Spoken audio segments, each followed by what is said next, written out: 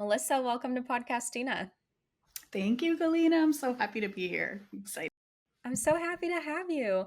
I want to ask this at the top. What is your take on why people love true crime? Oh my gosh, I think there's so many reasons.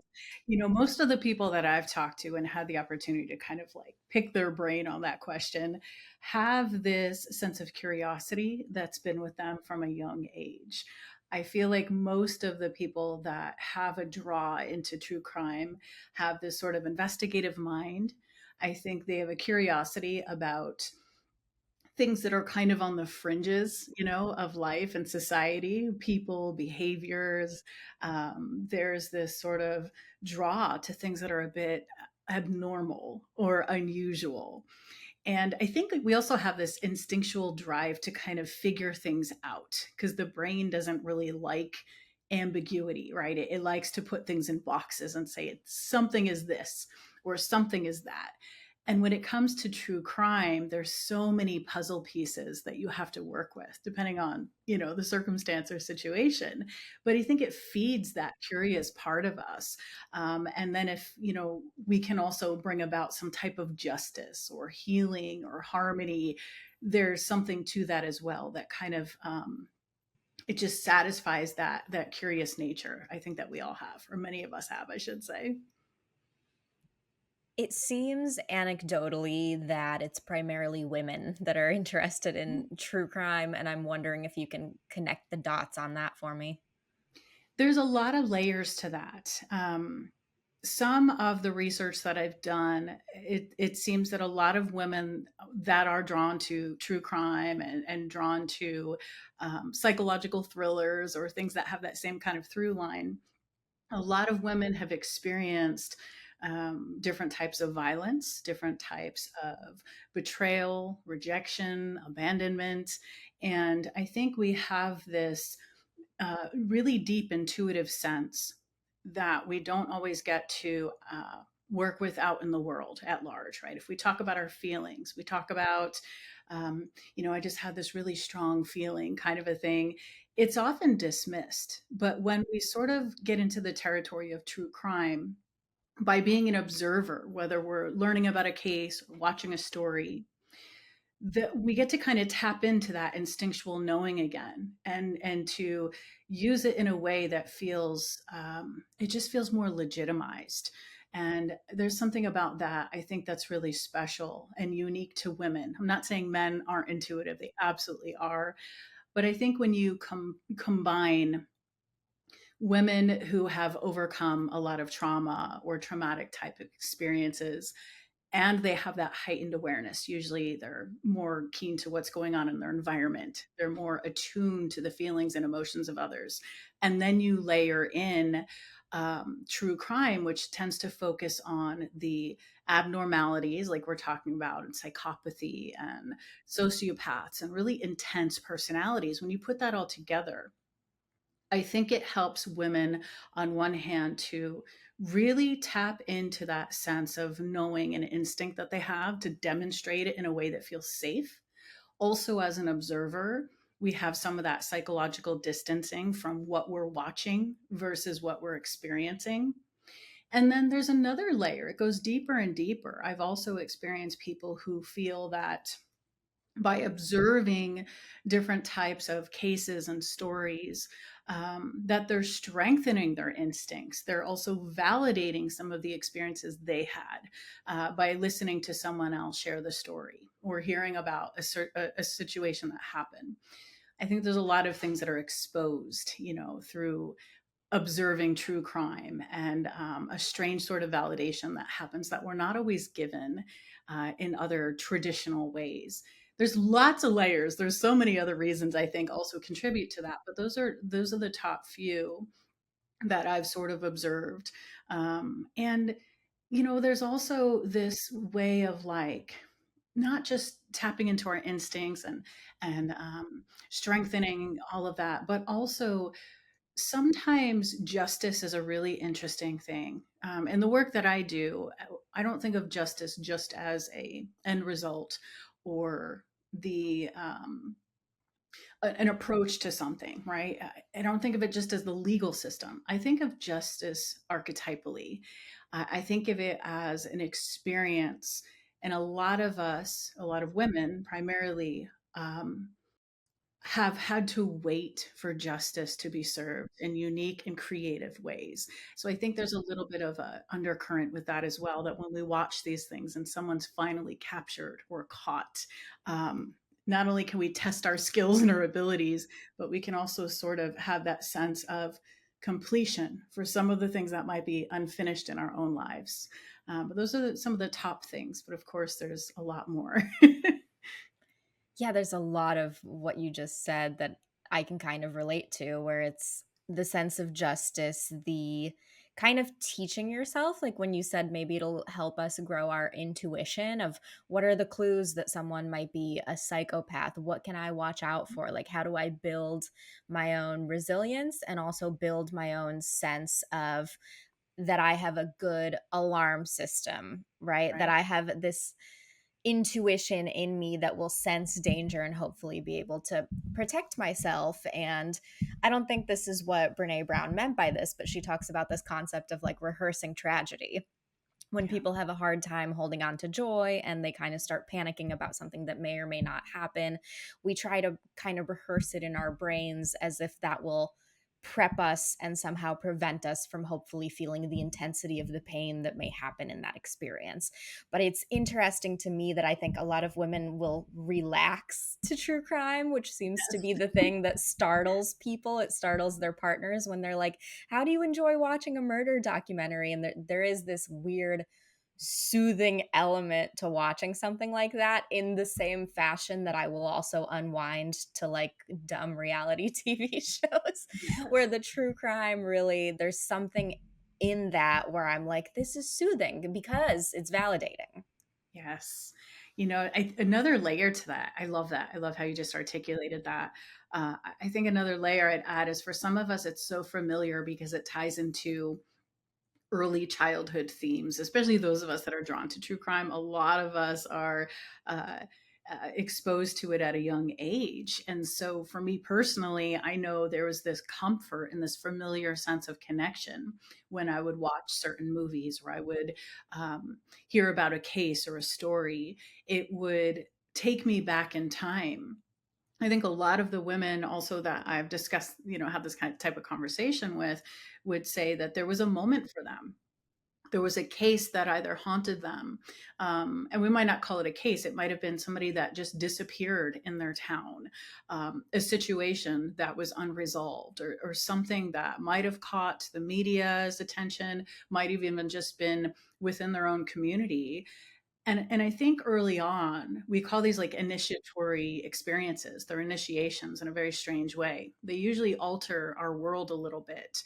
And it's one of the first times we start to realize maybe the world isn't what I thought it was.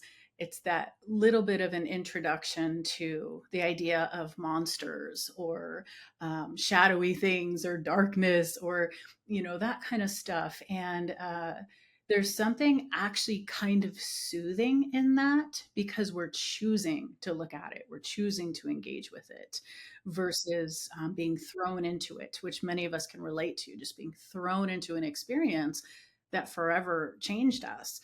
But I feel like a lot of people have one of those origin stories, or early experiences where it was like, this thing happened and I wasn't the same after that happened. And it doesn't always have to be also that it happened directly to us. It can be observation. I often share this story where there was I think, I don't even know how old I was. I was pretty young. I want to say I was under 10 years old. And I remember when this girl went missing, and there were posters of her everywhere.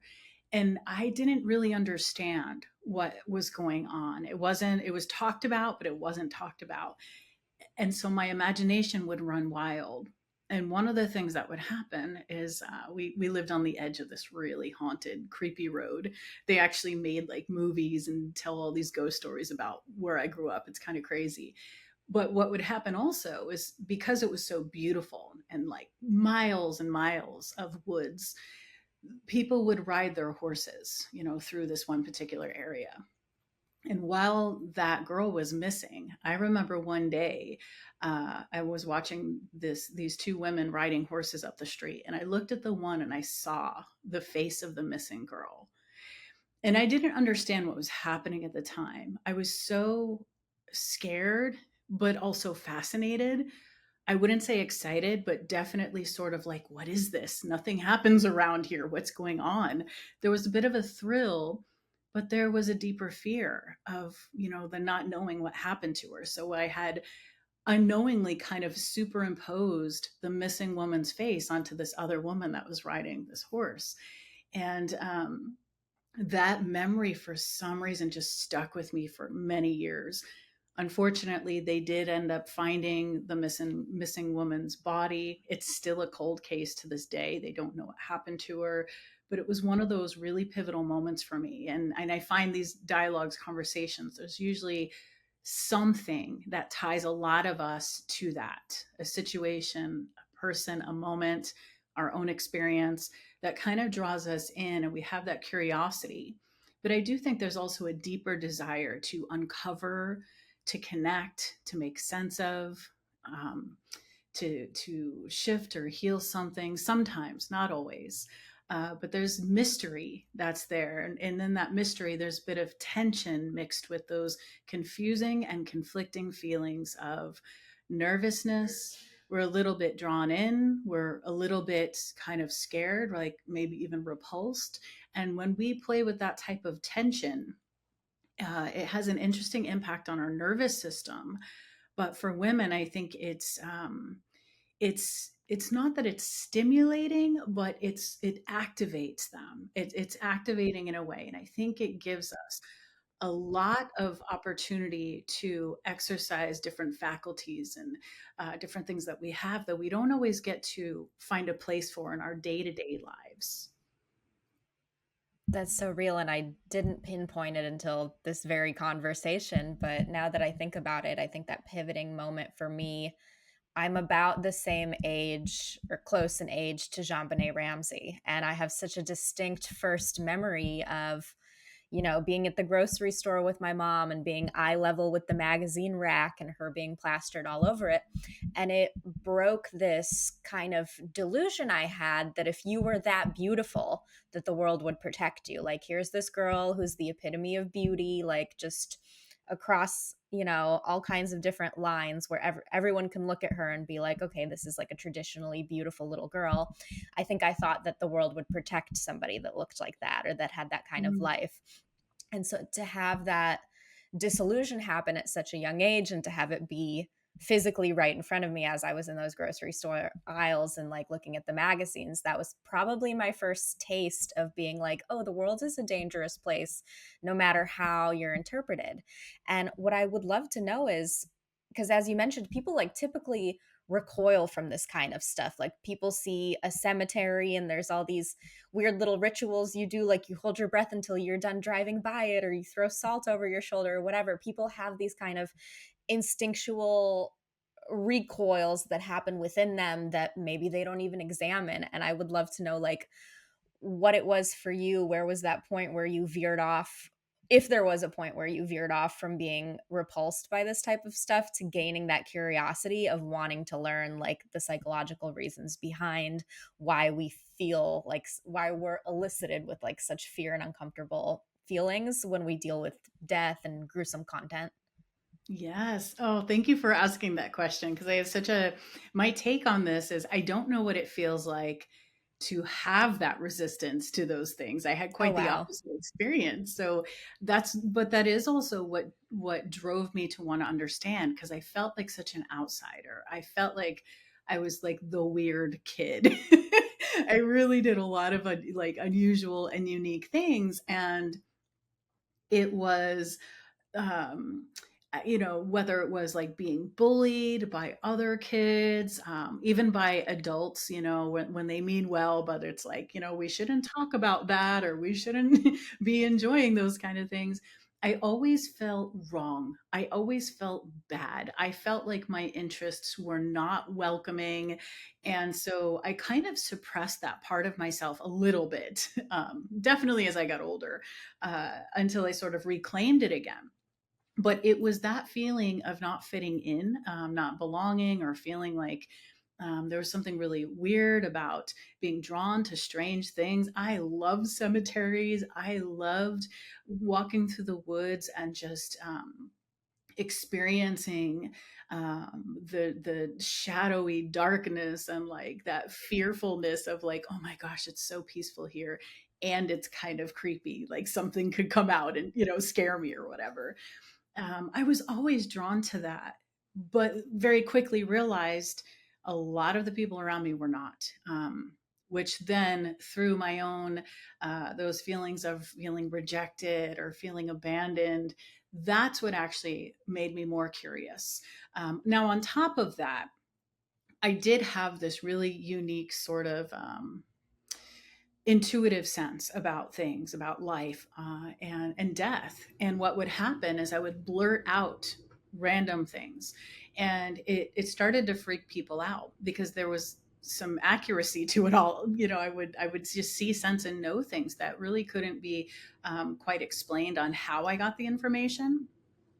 So when you couple having, a keen sense of intuition, draw toward the morbid or, macabre side of life, you really quickly start to feel like there's something wrong with you. And that's what drove me to want to understand all of this more. And then what I discovered is there are a lot of people that have that same level of curiosity that I had, that also felt the same way, as if there was something wrong with them or they should be ashamed for feeling that way. And when we started to kind of talk with the people who were not drawn to those things, but did have more of that, where you would say sort of recoil, or feel repulsed or resistant toward, I realized there's different levels of fear and different experiences of fear. I believe that I had a healthy relationship with death. I didn't fear it, but I also um, I found it to be a very sacred type of experience, even when I was really young. I can't tell you where that came from or why. It just was sort of always there. But because I wasn't as afraid, I think my curiosity took over. And what I see with others is usually when they have a reaction like that, where it's like, oh, we shouldn't like this, or I don't want to get close to that. It's usually something about the unknown that's being stirred up within them. Another side of it is just the things that we're taught about those kinds of experiences. We're taught that death is final, that it's terrible, that it is only something to grieve, but not necessarily to find beauty or connection through. So I think a lot of it has to do also with our influences and our associations around those things. They're sort of like symbols, if you think about it. And so one person, like I have a skull sitting on my desk, and one person might see the skull and just be like completely, grossed out um, and disturbed by that, and someone else might look at that and have it as a reminder of the impermanence of things, right? That we don't know how long we're here for, that it's good to be reminded of the shortness of life so that we live more fully, right? And not saying that either one of those perspectives is right or wrong. It's also healthy to be resistant towards certain things, right? Because it can be dangerous. But I feel there's a lot of unknown that drives our behavior. Fear of getting too close to something, fear of something consuming us or taking us over, the fear of these topics that are often glorified and dramatized and also literalized. If we take things so literally, they can really um, infect the way we think about them. An example, even just studying the mind and like serial killers and murder and things like that. It isn't about condoning those behaviors. It's the curiosity of what's going on there. Why would someone be that way? What would cause them? Is there a cause, right? All those deeper questions that allows us to kind of just see life differently. But if we stop at the surface, which is what a lot of people do, we have a tendency, especially in Western culture, and I'm speaking more about like within the United States, there's a tendency to label things that we don't understand as evil. We're very quick to just go, oh, this makes me really uncomfortable, therefore it must be bad. Instead of wondering, why am I uncomfortable? I wonder what that's about. I wonder what's beneath the surface of that. So I think there's a lot of us that have we have our own abnormal ways, or what might others might think of as unique or different or eccentric. And I think when you make peace with that part of yourself, that curiosity has a little more room to kind of blossom within the experience versus the fearfulness or of the uncertainty. And you can kind of play with that tension a little bit, which really Carl Jung, when he worked with alchemy as a form of transformation, not necessarily the literal blending of the metals in alchemy, but the way of transmuting and transforming the mind and behavior.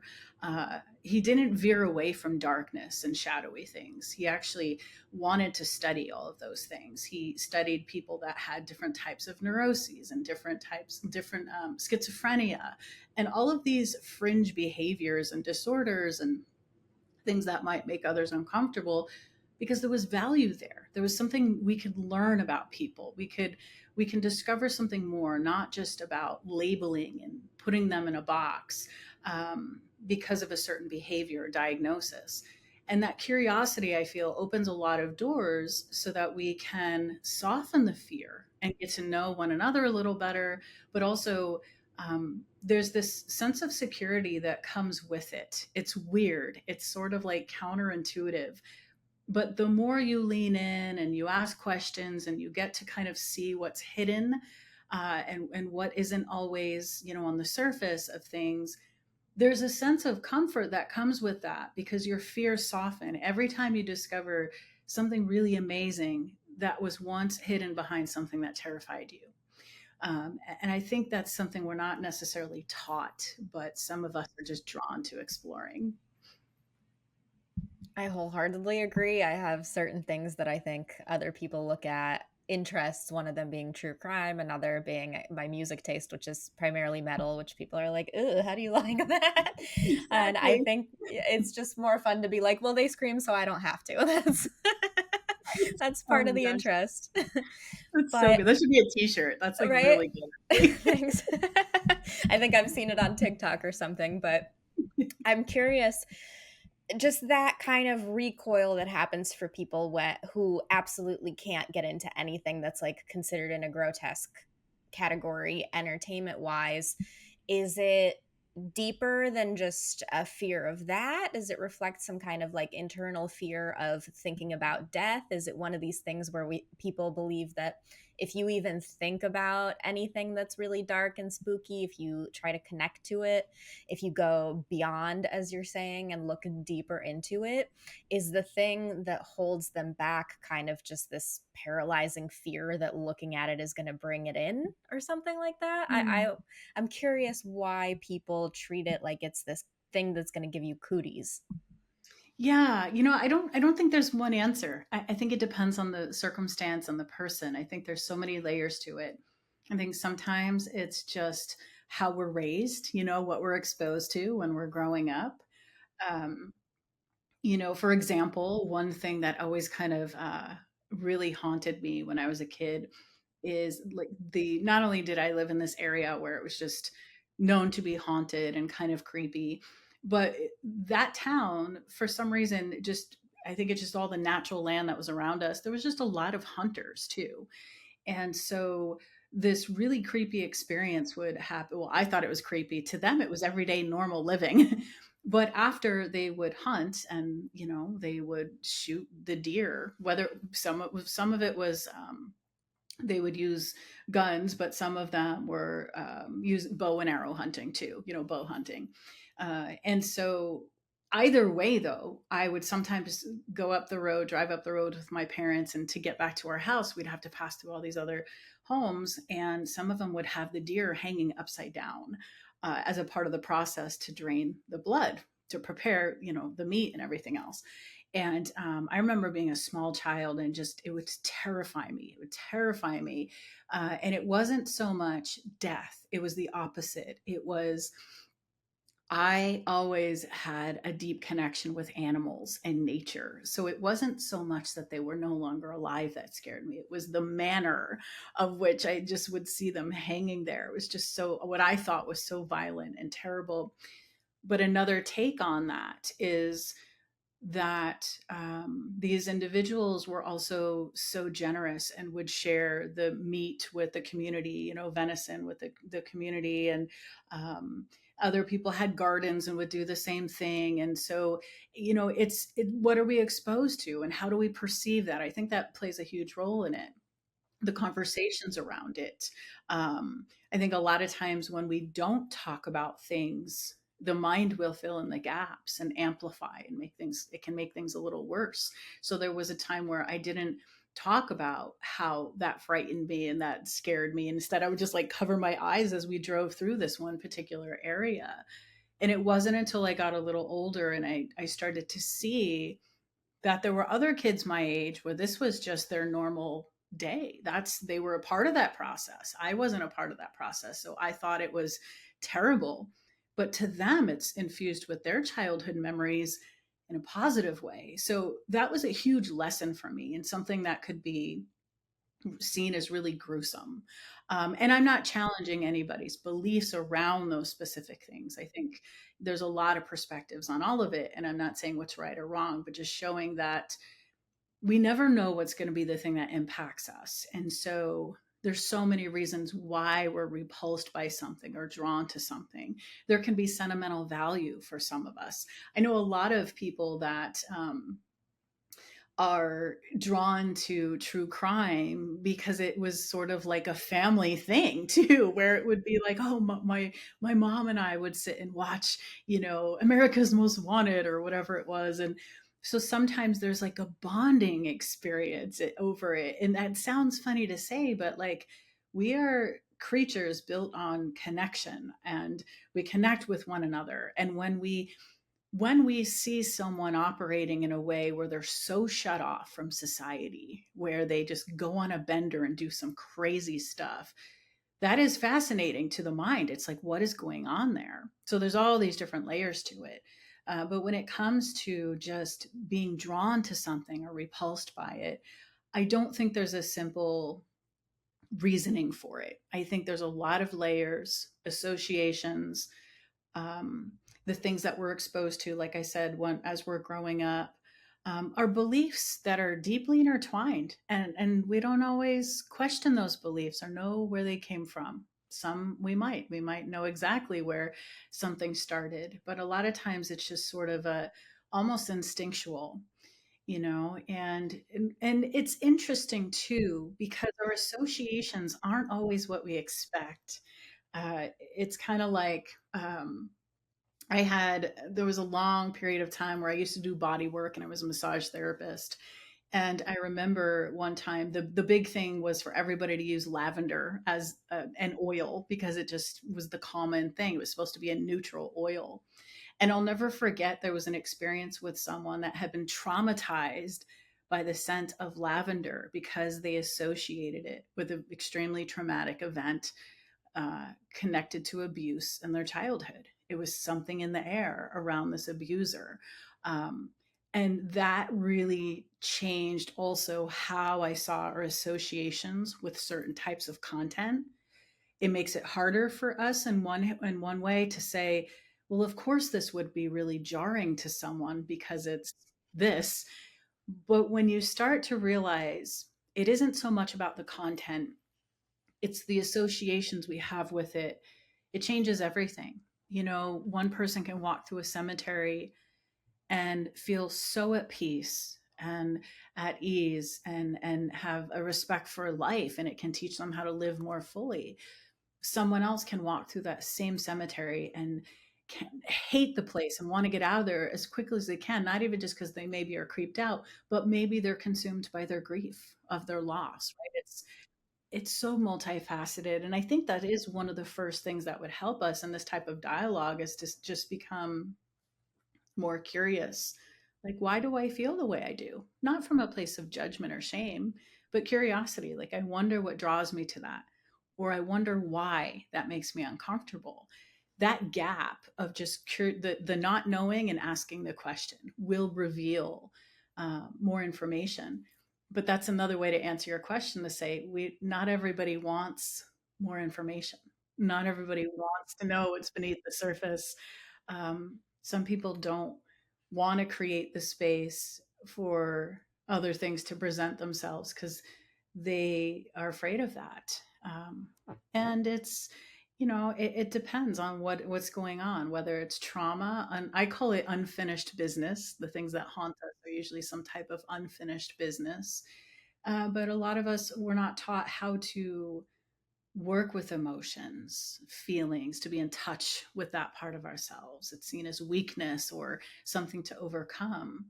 And so there might be an instinct to just not go deeper, to not have to contend with that emotional side of life as well.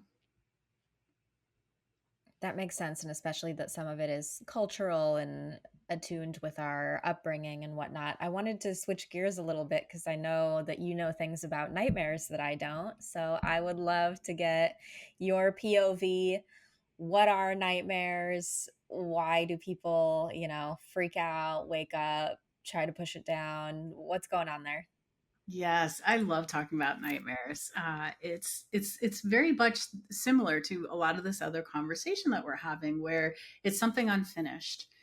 Now, sometimes there is a unresolved moment. We might say a trauma, a traumatic event that we've been through, and sometimes that is the psyche's way of trying to show us, like, hey, there's something going on here. And that might manifest in a dream state as being chased, being hunted, having something following us. It shows up in whatever form the psyche, our own unique psyche, will project for us. So let me step back and start with that part of the conversation, just to say, when we're dreaming, and I say this through a Jungian perspective.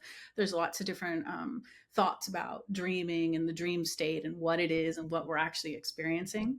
From a Jungian perspective, we would say that it is a time when the ego, which has a lot to do with our conscious awareness, what we see, the type of information we allow ourselves to recognize, and it's instinctual. It's very quick. It's not something we really necessarily sit and think about, it just happens very quickly.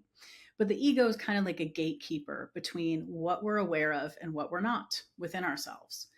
We might say it's a gatekeeper between conscious awareness and the unconscious, the things that are beneath the surface. So while we're sleeping, it's believed that the ego is not as active.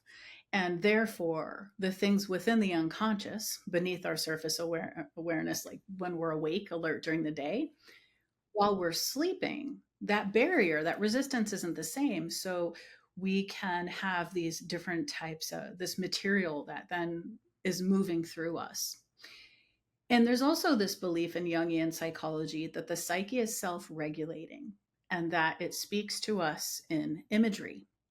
So our dream states, whether it's dreams or nightmares, are often giving us these impressions. This is really important because a lot of us want to go to a book or a resource and look it up and go, well, what does it mean if I have this in a dream? But your greatest resource is your own psyche, because it is actually presenting imagery based on what is going to help bring you into balance versus someone else.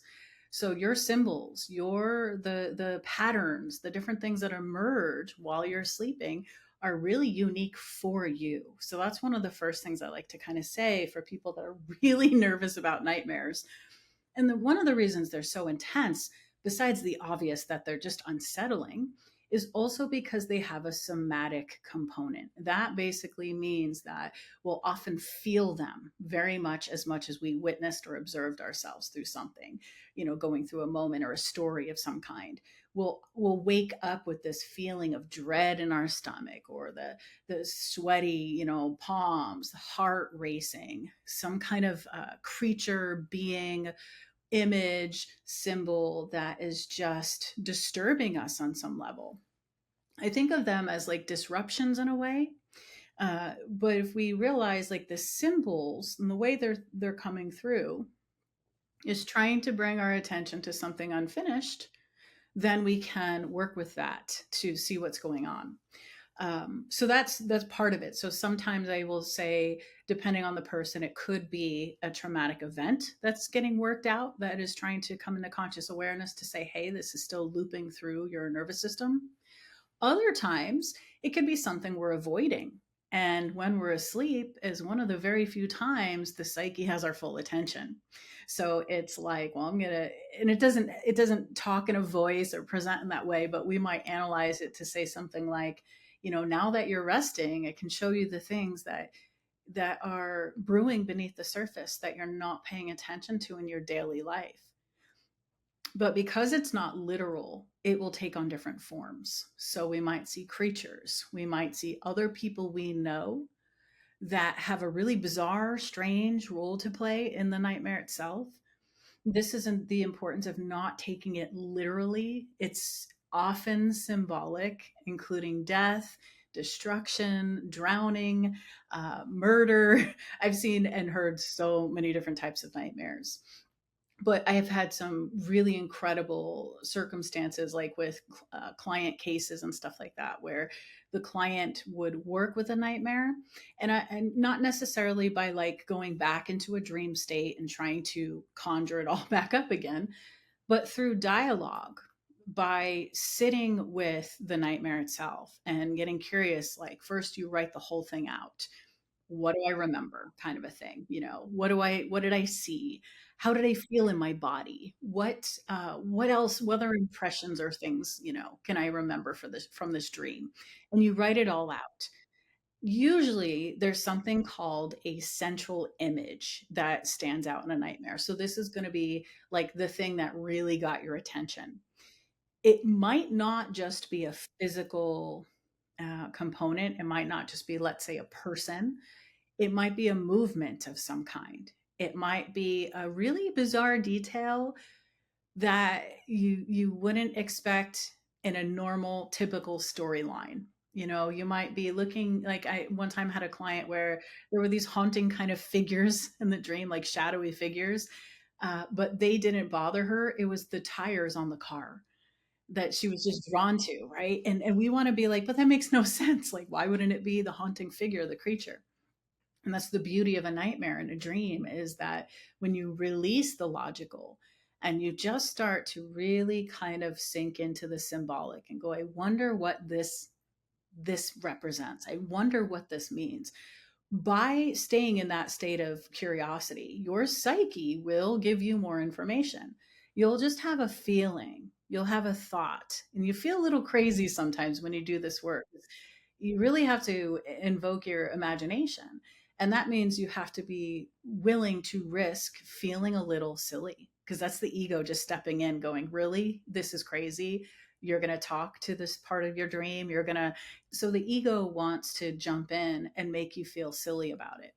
But while you practice, you soften the resistance of the ego, which then gives you access to the deeper information that's been kind of sitting there. And I've experienced so many people go through like tremendous healing, forgiveness, overcoming. I had a woman once that was chased for months by one nightmare. It was a repetitive nightmare. And when she finally decided to like confront whatever was chasing her, it turned out that it's a very long story, but the essence is, once she finally dealt with this shadowy figure, it turned into a fox. She had another dream where it turned into a fox at her feet. And she realized that because she was running, she wasn't listening to her intuition. When she finally listened to her intuition in the dream, the shadow turned to a fox, and it represented her instinct. She woke up and she knew, I can't make this business decision. This isn't a good decision for me. But because she was so busy and had so many other people telling her what to do with this business decision, she wasn't listening to her instinct. Her dream was trying to show her that. So where she thought she was being chased by a shadow, she was being chased by her own instinct trying to get her attention. So it isn't necessarily that there's something out to get us. I have yet to experience anything that's actually out to get us. It's more the perception. It's more about understanding and sort of tracking and tracing these really subtle patterns within the psyche, and allowing them to show us the meaning instead of us trying to assign the meaning on something just so we can feel better quickly and get over it. Yeah, it makes sense because a lot of times when I've talked to therapists before about dreams that I've had, and I'll be confused about why it's this random person and I won't understand the connection there, it's been suggested to me to figure out what of myself I see represented in that person. And maybe that's telling of why they've showed up. Is it worth looking into? Like when we remember a nightmare in the morning, should we be writing it down? Should we be trying to figure out if there's like a common representation of, let's say, like a falling dream or a fire or whatever it is, these like thematic dreams? Is it worth trying to research what those things broadly represent? I would say absolutely. I would say even just by writing it down and starting to become curious about it, you'll be prompted throughout the day. There will be just all of a sudden it'll seem a little almost uncanny. You just might have this synchronistic sort of thing where it's like, okay, wait, that's really weird. I was writing in my journal about this dream, and now here I am 3 hours later out and about in the world, and I just see this billboard, or a friend calls with this random piece of guidance. Like something seemingly bizarre on the outside will happen. And that's the power of a dream, is it's so deeply connected. It hasn't reached our conscious awareness, which is what makes us think it's made up or it's not real, but it's trying to get our attention. So if you're having a nightmare, whether it's one time or repetitive, think of it as your psyche is really trying to get your attention to share something with you. So it would be very similar to a friend calling and leaving a voicemail, and you looking at that voicemail and going, "Oh, I don't know, do I want to call them?" It's like, of course you do. You want to call and see what's going on and find out that piece of information. But again, our fear usually keeps us from exploring or investigating. So we can do it in ways that feel safe, that feels, um, we can take our time with it. We might say, like when I do a lot of work when it comes to nightmares and especially processing through the body with the somatic feelings and experiences. And if there is trauma, layered into that, we use something called titration, which is where we will try not to overexpose ourselves to things that are going to re traumatize or cause harm or be too overwhelming, because we're already trying to help that person get into a more regulated state. So, titration is basically saying, well, look at this, we'll deal with this, but we might need to take our time and introduce little bits of it as we go instead of trying to take on the whole thing at once. So that's really important too, depending on the person, what they've been through or what it could be about, especially if there is any possibility of like repressed memories, because sometimes that's what shows up as a nightmare in a dream state. It's the unfinished feedback loop sometimes of that information swirling through the nervous system. So, doing it in creative ways allows us to work with trauma without necessarily always having to go right into the heart of the story and relive it. Something I've also taught my clients and students to do is to work with fairy tales. So sometimes you can find like a fairy tale that has some of the themes of your nightmare or your dream, and you might just read that tale and see what the protagonist did, how they got through the story, what was uncovered. And you might even, through that lens, be able to sort of sense and feel your own draw to investigate. You might feel some relief around it. It's really quite beautiful, all the different ways that we can decompress and shift something that's underlying without causing more harm. There's misconception that trauma work and nightmares and even death and murder and these really intense subjects, that they have to be extremely tragic and traumatic all the time. And that's not the case. We can use creativity as a doorway in, so that we can diffuse whatever might be going on around the situation. So we might say, in Jungian psychology, we would say that there's an energetic charge there for something. And so we're trying to soften that charge so it's not as activating or triggering for us. And creativity can soften a charge without causing unnecessary exposure to certain elements, people, memories, circumstances as we do that. But that's, I would say that's more the extreme side of it for people to go through that with support. But just for your own processing of a nightmare or dream, absolutely, you can write it down. First thing, I do it in like a couple stages. First thing is just get it all out, like I was saying, the feelings, the thoughts, everything you can remember about it. Don't censor what you're writing.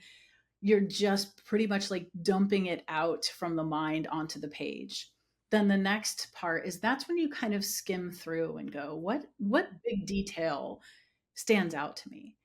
And you can do that over and over with the same nightmare. You might pull out like 6 or 7 different details that are, have significance, but you start with the one and you just get a little curious about that.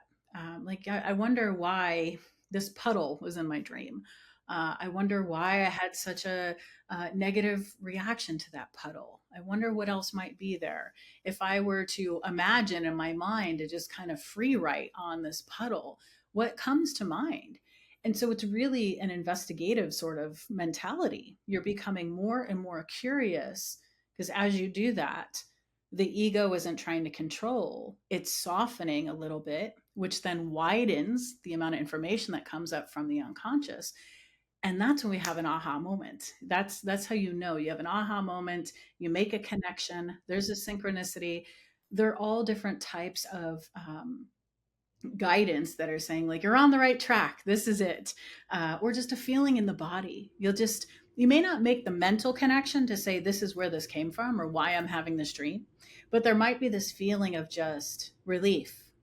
Like I don't know what that was about, but I wrote it out and I feel better. That might be the only thing that was needed. So there's a thing around dreams and nightmares that's sometimes frustrating for certain personalities because they want like the resolve and the end result. But sometimes it's just, can I be with this creatively enough to let it be a little mystery too? And if there's more I need to know, I'll have another dream or I'll be drawn to explore another part of this because it won't feel complete. And so you can keep kind of working through that process. But it's quite amazing. And I agree with you as well too that usually in Jungian psychology we would say the things that are showing up are often different elements of ourselves through different people. So there's this saying that the psyche will borrow other people, ideas, faces, animals, different things in order to convey whatever the message is that it's trying to bring into our conscious awareness. I could talk about dreams all day long. A couple of weeks ago, and my audience knows this, I'm like pretty woo woo, but I like to say that my woo woo is wrapped up in science as much as it can be. But this one I have no scientific explanation for. But I had a very intense dream. I don't remember them most nights. And I woke up Monday morning. I go out into my kitchen. I'm talking to my roommate and I go, "Hey, I would never say something like this, but I had a dream that felt like a premonition." I don't throw that word around lightly. Yeah. And she was like, "Don't tell me what happened in it if it feels like it's something that's going to come true." And then later that day, the woman who I dreamt about, I ran into her. Mind you, she doesn't live in the same city as me. I had no idea she was in town. And I literally grabbed her arm and I go, "Oh my God, you were in my dream last night and now you're here." And it brought me to tears because the intensity of it was just so, like, I couldn't really digest what was happening. And it was like so overwhelming, but I took it as a sign that maybe I'm just so in alignment with things that the dream is, it was just like a sign that I'm on the right path, whatever that means. But I'm curious because you said creativity is like one of the outlets that we can use. What are other tangible outlets if someone feels like they need to sweep the floor of their psyche, maybe prevent nightmares, prevent these weird feelings creeping up that they've been ignoring? What are other tools we can implement to like clean our psyche? Oh, such a good question. My go-to. I've done this so many times. I build this concept into so many of my classes and workshops now because it's been really impactful for people and myself. It's one of my personal practices. I teach people how to create a darkness journal. Ooh, Usually journals are very like write your goals, your dreams, your gratitude, which I love all of that. All of that is so necessary and beautiful and absolutely helpful. But one thing we are not often taught is how to hold space for the darkest parts of us. Our intrusive thoughts, the memories, the thoughts or feelings that are not really acceptable to others. Because the ego, what it'll do is it part of its primary role is to keep us safe. One of the ways that it does this is it automatically decides based on ourselves, our personality, what we believe, what we've been conditioned to believe. It gatekeeps all of that. But what it also does is try to keep up this image, this which is part of what our persona is. So the ego informs the persona quite a bit. When it does this, it automatically will reject information that would not be acceptable to others. But that information isn't necessarily bad or wrong, but we might hold some energy or feeling around it. We might judge ourselves, or we might think that there's reason to feel bad or have shame about a thought, a feeling, a behavior. So we often push it down. And so nightmares and dreams are one of the ways that that material is trying to kind of break into conscious awareness. So to help prevent that, or to help make sense of it or move it through in a way where it gives you a little more creative conscious control over it, I'd say you can write in a darkness journal. And the idea is that you just let yourself be completely unhinged in this space. Think of it as a vessel. And it can be a notebook. It doesn't have to be anything fancy. I mean, you can go buy some like really fancy whatever journal. Mine, I don't have it where I can grab it to show you right now, but mine has a spider web on the cover, and it's like really kind of like it's leather and it's old. And um, but really, the idea is, can you just give yourself permission to say the crazy, terrible stuff?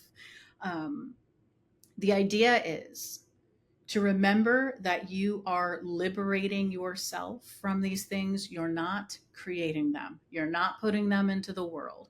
There's a lot of people that fear this type of practice because they think that they've been told often, especially in spiritual and personal development type communities, things of that nature. There's a lot of miscommunication and misunderstanding around concepts like spiritual concepts like law of attraction, or what you think about, you bring about, kind of a thing. And of course, there's truth to that. But intention is everything. And so the intention with this is you're doing this to liberate yourself from these things. You're doing this to free it up from your mind so that it's not taking up space. And so by just writing out the terrible things, the things that haunt you, the things that are unfinished, your secrets, all of it, there is a catharsis that comes with that. It can be deeply healing. It's think of it as like unburdening the heart. Now, sometimes it's just straight up drama, and that's okay. It's just like, this person drives me nuts and they suck, and here's all the reasons why, right? Um, and it's okay to do that. It's like, can you let yourself be a child having a tantrum? Can you be the teenager that's just wild and crazy and dramatic? It's not about being right or wrong. It's not about being appropriate or fitting it. It's quite the opposite. So it's really acknowledging the dark parts, the really difficult things. It's so amazing too, because sometimes it's not so much that we're all having consistent intrusive thoughts, or things like that, where we're ruminating all the time on something, or fixated on it, or caught with a in a possessive state where something is just really nagging at us. That can be true, and this practice will help those things. But sometimes it's just that occasional experience with someone that just sucks. And you're just like, no matter what I do, this person drives me crazy, but they're in my life for whatever reason. You give yourself permission to let it all out. And then what happens is you're not fighting, you're not pushing down, you're not suppressing and stuffing. And it isn't about what's true, it's about perception, right? And what we forget often is our perceptions, when we feed them over time, they become true for us. So someone might really believe they were wronged by you when maybe that's not how you recall the situation playing out. That's not what your intention was, and you don't feel it went that way. but that might be their perception. So they're going to live from the perception, not necessarily the reality of that moment, right? So we all kind of do that in our own way. And the darkness journal is a really fantastic tool for giving yourself the space to be. And then the other piece I'll just add to that quickly is some people don't feel safe to do that. So one thing that can help them feel a little safer is to burn the pages after writing so that you're not like, you know, oh my gosh, if my spouse were to see this, or my siblings or parent or whoever, because there's some terrible things, in there. Um, and when you know that you're going to be burning it or ripping it or destroying it, you might actually give yourself even more freedom to go deeper in, because there's not that lingering, even maybe unconscious fear that it might be discovered one day. So that helps. And I'll tell people you can get something where you can just tear out the pages. But there's nothing like it. And it takes a little, you'll see, like, even in the beginning when you start, it's almost like, I don't want to say anything bad, or there's nothing in there. But eventually you start tapping into some deeper levels of anger, rage. It's actually really, the clients that I've shared that practice with, they are more in touch with their joy and their creativity and their sense of freedom and trust and intuition, not because they're focused on those things, but because they stopped trying to only focus on the good.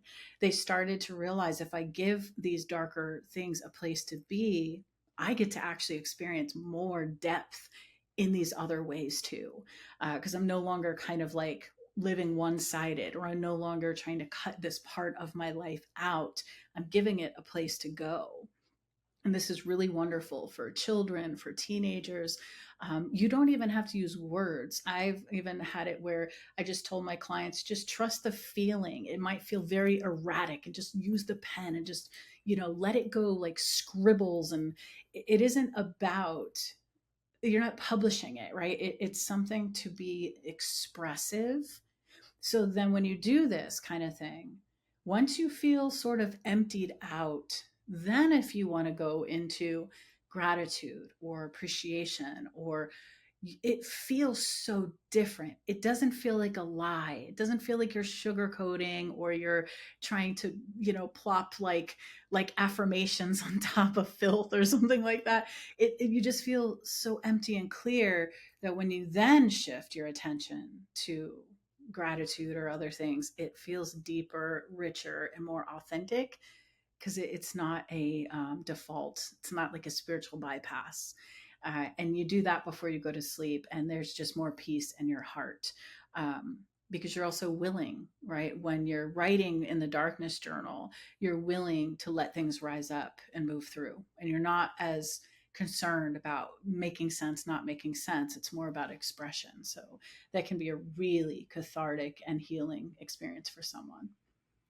Yeah, thank you for contextualizing it within how it relates to like law of attraction, because I think that's the fear with anyone who kind of abides by those ideas, is that, oh, if I even allow that intrusive thought in, then it's going to somehow perpetuate that I'm going to bring that in, versus how you've put it of, I think that actually makes rumination worse too, is trying to fight the intrusive thought versus like letting it in and then going a step further and writing it down. And I even love the idea of taking the pages out and burning them, or having kind of like a ritual around it to release all of these dark thoughts. It does feel like it's going to be an unburdening. So I really Yes. appreciate that tool. I mean, it's practical, and it doesn't fight these other ideas that we can have about, let me think about good stuff only so I can pull all the good stuff in. That's right. You can actually intersect and layer it in. And what I love about it too is, I have some clients that have a very strict religious background or religious beliefs, and they found their way of bridging that in. I have people that are from all different walks of life and cultural backgrounds, and they found a way to kind of alter it so that it aligns for their lifestyle. So it isn't just it isn't something you have to do in a certain way, but you can really kind of tweak it so that it aligns with your belief system, and what helps you feel safe with your principles or your ideas around things.